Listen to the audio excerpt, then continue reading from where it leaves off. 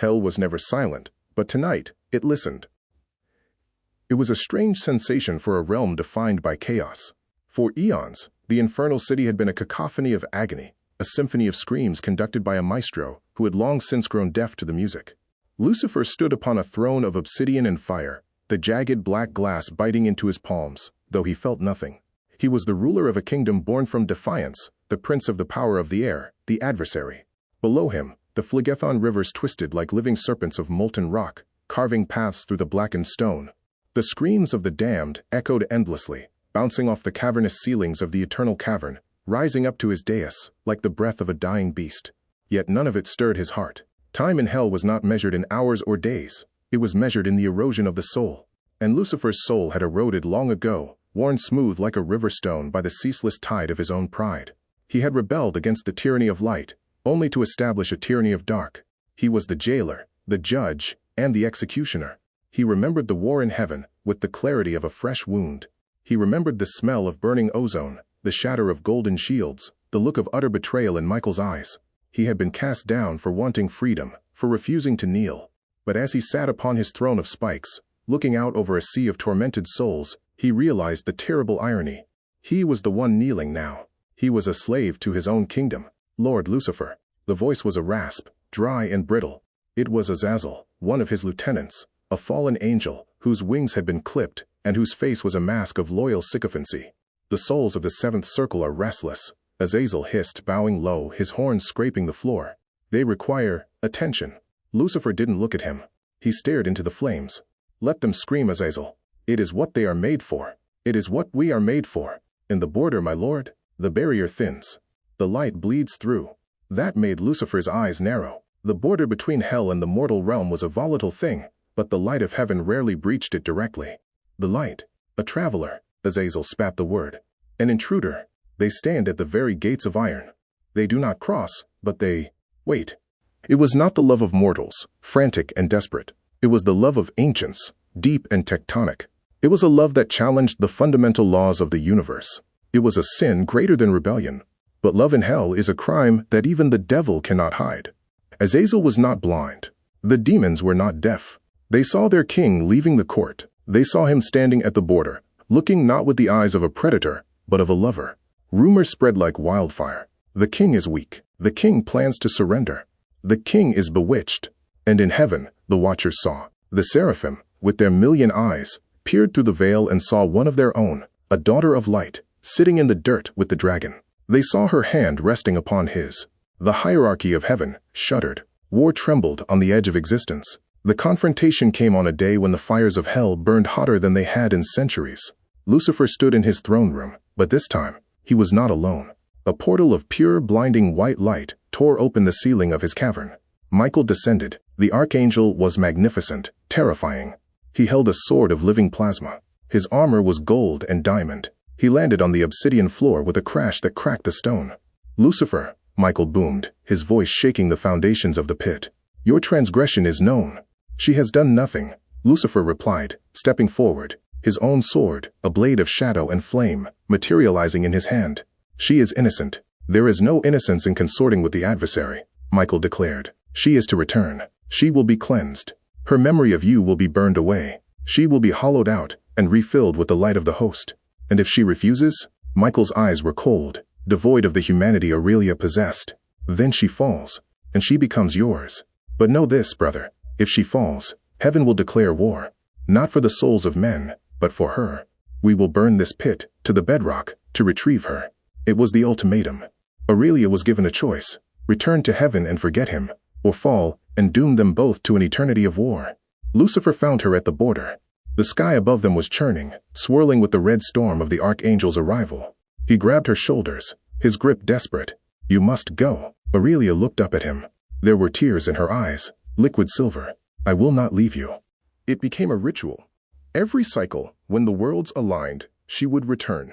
And every cycle, he would be waiting. He told himself it was to drive her away. He told himself it was to mock her, to show her the futility of her mission. But the truth was simpler. He was starving, and she was the only food he had. For millennia, he had hated heaven. He hated its laws, rigid and unyielding. He hated its mercy, that came with chains. Obey, and be happy, or be cast out. He had chosen the cold freedom of the pit over the golden cage of the sky. But when Aurelia met his gaze, he felt something far more dangerous than hatred. He felt longing. "Why do you come back?" he asked her one day. They were sitting on a ridge of black rock, overlooking the plains of Pandemonium.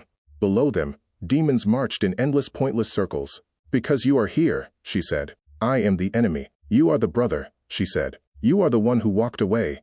Do you think we do not miss you? Do you think the choirs stopped singing your part? The silence in heaven is louder than the screaming in hell, Lucifer. We miss the song." Lucifer looked at his hands, clawed and scarred. "I cannot sing anymore. I only roar." "Then speak to me," she said. "Tell me the truth." So he did. He spoke of the war, of the reasons that seemed so clear then and so muddy now. He spoke of the loneliness that aided him, the exhaustion of being the villain of every story. He spoke of the burden of ruling a kingdom of chaos. Aurelia listened. She did not interrupt. She did not preach. She simply offered him the gift of her attention. It was a balm more potent than any holy water. In turn, she spoke of heaven, not the politics, not the host, but the beauty. She spoke of nebula being born, of the sound of a star breathing, of the quiet gardens where the Father walked. But she also spoke of the rigidity. "They do not understand mercy," she said. "They understand law, but mercy is the breaking of the law for the sake of love. They cannot comprehend why I would come here. They think I am corrupted." "Are you?" Lucifer asked, his voice low. She turned to him. Her pale gold wings brushed against his leathery, dark ones. The touch sent a jolt of electricity through him. "If loving the lost is corruption," she whispered, "then let me be corrupt." They argued. They laughed. A strange, jagged sound in the abyss. And slowly, impossibly, they fell in love. "Send the hounds," Lucifer commanded, his voice booming, shaking the stalactites above. "Tear them apart. Let no light shine in my dominion." "The hounds will not approach, my lord," Azazel admitted, a tremor in his voice. "They whimper and crawl. They are afraid." Lucifer rose from his throne. The air around him cracked with heat. He was tall, towering, his wings vast and leathery, casting shadows that seemed to drink the light. He was beautiful in a terrifying way, a ruined masterpiece. "If the hounds lack the will," Lucifer said, his voice dropping to a dangerous whisper, "then I shall deal with this intruder myself." He arrived at the gates of iron, not with stealth, but with a hurricane of ash and fire. The ground trembled beneath his boots. He expected a legion of seraphim. He expected a herald of the host come to mock him. He expected a fight. He did not expect her. She stood in the gray, desolate wasteland, just before the river Styx. She was a singular point of blinding softness in a world of hard edges. Her name was Aurelia. She was an angel, but not like the warriors he remembered. She wore no armor. She carried no flaming sword. Her robe was simple white linen, cinched with a cord of silver. Her wings were pale gold, glowing with an inner luminescence that seemed to push back the smoke and soot of hell simply by existing. She had descended not by rebellion, but by compassion. She was a psychopomp, a guide for the lost. She walked the edge of hell to catch the souls who fell through the cracks, the ones who still whispered prayers in the dark, the ones who were damned but not forgotten. Lucifer stopped 10 feet from her. The heat radiating from him was enough to melt steel, but she did not flinch. She stood with her hands folded, her face serene. "You trespass, angel," Lucifer growled, his voice echoing like thunder. "This is the land of the rejected. Turn back, or I will break you." Aurelia looked at him. Her eyes were the color of a summer sky, clear and terrifyingly deep. When she spoke, even the distant screams of the damned seemed to quiet, as if the air itself wished to listen. "I am not here to trespass, Morning Star," she said softly. "I am here to guide the children home." The title hit him like a physical blow. Daesh, Morning Star. No one had called him that since before the fall. Since before he was the devil. It was a name of glory, of music, of light. "Do not call me that," he snarled, stepping closer, his shadow swallowing her. "That being is dead. I am Lucifer. I am the king of lies." "You are the prince of pain," she corrected, her voice devoid of judgment, merely factual. "But pain is not a lie. It is a truth. Is this truly all you are, Morning Star? A king of ashes?" For the first time in 5,000 years, Lucifer hesitated. He looked at her, really looked at her. He expected to see the righteous disgust he always saw in the eyes of the host. He expected to see the reflection of his own monstrosity. But in her eyes, he saw only a question, and something far more dangerous. He saw recognition. "Go," he said, but the malice had drained from his voice, leaving it hollow.